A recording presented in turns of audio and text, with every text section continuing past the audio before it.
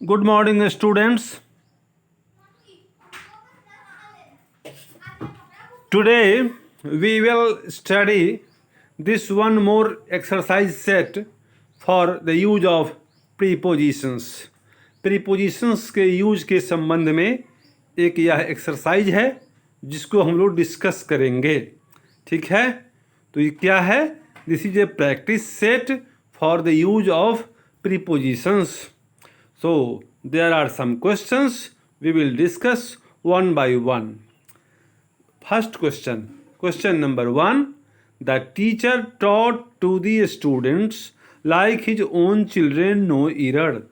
You have to find out the mistake in the parts given. किस part में कौन सी गलती है? You have to find out that and then we will correct the sentence. Such type of practices are very, very important because this will help us, enable us to strengthen our language. So, I always present before you such sets so that we can do a lot of practice. The teacher taught to the students. Taught to the students mistake is here. After taught के बाद we should not use any preposition. The teacher taught to the students. शिक्षक ने बच्चों को पढ़ाया तो ये बीच में यहाँ प्रीपोजिशन नहीं होगा. taught के बाद में प्रीपोजिशन नहीं देना है. तो the teacher taught the students. The teacher taught the students. तो यहाँ to नहीं होगा, to को रिमूव कर देना है. So there is extra use of preposition. We will remove it from here. The teacher taught the students like his own children. After that, no error. So when we will remove this to, then there will be no error in this sentence. Then question number 2. In my opinion, this boy is very honest. Okay, and can be dependent, no error. What is mistake in this sentence? In my opinion, no mistake here. This boy is very honest, no mistake here. And can be depended, ये लड़का मेरे विचार में इतना ईमानदार है, बहुत ईमानदार है कि इस पर निर्भर किया जा सकता है, इस पर हम लोग फेथ कर सकते हैं. तो and can be depended upon, depended के बाद इस सी वाले में हम लोग इसमें अपॉन लगाएंगे. UPON, upon. So in my opinion, this boy is very honest and can be depended upon. ये लड़का मेरे विचार में इतना बहुत ईमानदार है और अब हम इस पर यकीन कर सकते हैं, डिपेंड कर सकते हैं, निर्भर कर सकते हैं. Question number 3. My father is different than you. My answer is different than your. ये यहाँ इस मिसप्रिंट ज़्यादा छपा है. My answer is different than your answer. ठीक है, चाहे योर्स. तो my answer is different than yours answer नहीं, योर्स तो ये होगा ही नहीं. Your answer different from. Okay, ये डिफरेंट के बाद यहाँ ये यूज हम लोग करेंगे फ्रॉम, देन नहीं. डिफरेंट देन नहीं हुआ, उससे अलग है, उसमें अंतर है. तो डिफरेंट फ्रॉम होते हैं, डिफरेंट के बाद प्रीपोजिशन फ्रॉम का यूज होता है, देन नहीं. So my answer is different from your answer. ठीक है. After question number 4. This question number 4 is he says that he has a red Maruti car beside a scooter, no error. इसमें he says that, no error. He has a red Maruti car, no error. Beside a scooter, ये beside का मतलब हो गया बगल में, और besides जब BESIDES लगाएंगे तो besides का मतलब होता है इसके सिवा, अतिरिक्त.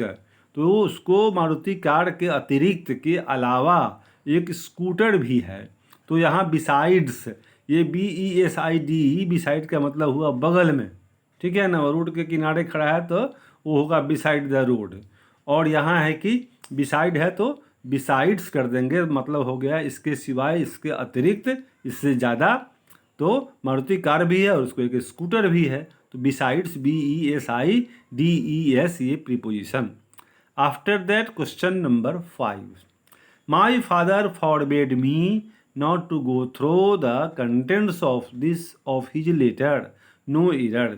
मेरे पिता ने मुझे मना किया लेटर को पढ़ने से, लेटर के मैटर को जानने से.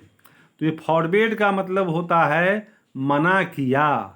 तो जब ये फॉरबेड मना किया, ये निगेटिव है ही, तो नॉट की आवश्यकता नहीं होगी. No use of double negative. ठीक. तो my father forbade me from going through the contents of his letter. Not को हटा देंगे और यहाँ लिखेंगे फ्रॉम गोइंग. ये from going through, from going through, GOINGFROM. तो my father forbade me from going through the contents of his. एकदम याद रखना है आपको दिमाग में कि फॉरबेड का मतलब ही है कि मना किया. तो मना किया तो नॉट का मतलब है नॉट टू डू. तो my father forbade me from going through the contents of his letter. ये फ्रॉम यहाँ लगा देंगे और गोइंग थ्रू हो जाएगा. देन ये question number 6. I am vexed at him about what he has done. I am vexed with him. ये at him नहीं, एट हिज एक्शन होता, और ये पर्सन है तो विथ करेंगे हम लोग. यहाँ एट की जगह पर लगा देंगे विथ. तो I am vexed with him, vexed at his action, vexed with person. तो I am vexed with him. Him person है इसलिए विथ होगा. एट होता तब जब यहाँ एक्शन रहता. तो I am vexed with him about what he has done. No error. Question number 7. Your children should not sit close to the TV set as it affects on their eyes. ये इसमें खोजना है. young children should not sit close, इसमें कोई mistake नहीं, no mistake. to the TV set, no mistake. as it affects, ये affects के बाद प्रीपोजिशन नहीं होगा. यहाँ पर अफेक्ट्स के बाद प्रीपोजिशन नहीं देना है. So as it affects their eyes, simply as it affects their eyes. तो no error. So here mistake is in part C. Your young children should not sit close to the TV set as it affects their eyes. Without on, on को remove करना है, remove on. Then question number 8. Children often quarrel on petty issues. No error. Petty issues, छोटे छोटे मुद्दों पर बच्चे लड़ बैठते हैं. तो चिल्ड्रेन ऑफन क्वेरल ओवर. ये ऑन में जब पर रहता है, सटा रहता है, कोई वस्तु किसी वस्तु पर रखी है, सटी हुई है, the book is on the table, तो ऑन हुआ. लेकिन ओवर है, इस मैटर पे झगड़ा हो जाता है. तो children often quarrel over, on को रिप्लेस करेंगे ओवर से. ओवर में डायरेक्ट टचिंग नहीं है, so over. Children often quarrel over petty issues. Now no error in this sentence. तो mistake is quarrel over.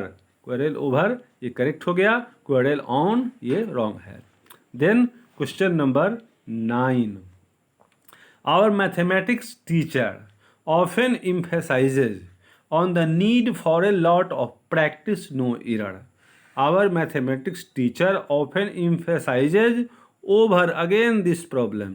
ये ऑन मतलब सटा हुआ है तब, तो वो इम्फेसाइज करते हैं टीचर किस बात पर, द नीड ऑफ प्रैक्टिस. तो ये इम्फेसाइजेज ओवर, यहाँ ऑन की जगह ओवर, OVER, ओवर. और mathematics teacher often emphasizes over the need for a lot of practice. Remove on. Okay. And corrected by over. The teacher was pleased at Sanjay. ये person है तो pleased with Sanjay. ठीक है. Pleased with Sanjay, with person at action. No error. Now correct. The teacher was pleased with Sanjay. No error. So this is very short exercise, only consisting questions, only 10. And I think that you must have enjoyed this set. So after this again I will present before you some more sets. Wait for that. Thank you. Have a nice day.